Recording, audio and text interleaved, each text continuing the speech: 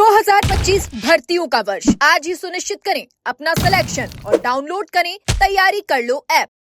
पशु परिचर भर्ती का परिणाम जारी होने के बाद नॉर्मलाइजेशन पर जो विवाद खड़ा हुआ था वो विवाद आज भी बना हुआ है।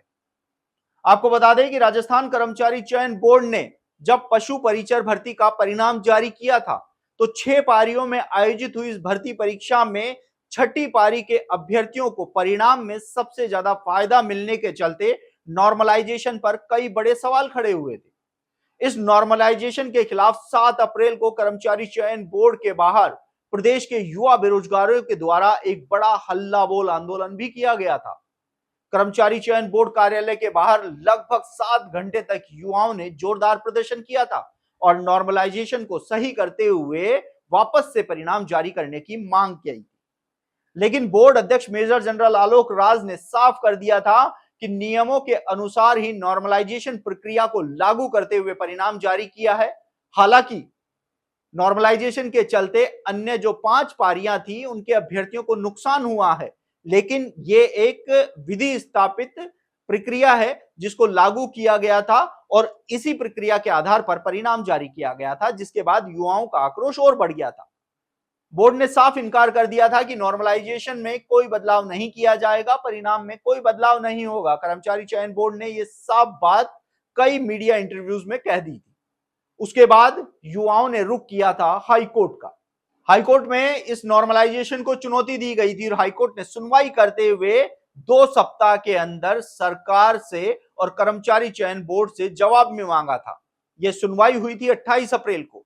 आपको बता दें कि 4 बिंदुओं को लेकर इस पूरे नॉर्मलाइजेशन प्रक्रिया को हाईकोर्ट में चुनौती दी गई थी, जिसमें सबसे बड़ा जो बिंदु था वो ये था कि सुप्रीम कोर्ट द्वारा जिस नॉर्मलाइजेशन प्रक्रिया को हरी झंडी दी गई है, कर्मचारी चयन बोर्ड ने उस नॉर्मलाइजेशन प्रक्रिया को नहीं अपनाते हुए जो दूसरे स्तर का नॉर्मलाइजेशन प्रक्रिया थी उसको अपनाया था, जिसके चलते छठी पारी के अभ्यर्थियों को सबसे ज्यादा फायदा हुआ था। हालांकि बोर्ड की ओर से नॉर्मलाइजेशन के विरोध के तुरंत बाद लगभग 10 अप्रैल को जो दस्तावेज सत्यापन का कार्यक्रम था वह भी जारी कर दिया गया था। यह दस्तावेज सत्यापन इस समय चल रहे हैं और 15 मई तक पशु परिचर भर्ती के दस्तावेज सत्यापन कार्यक्रम चलना है।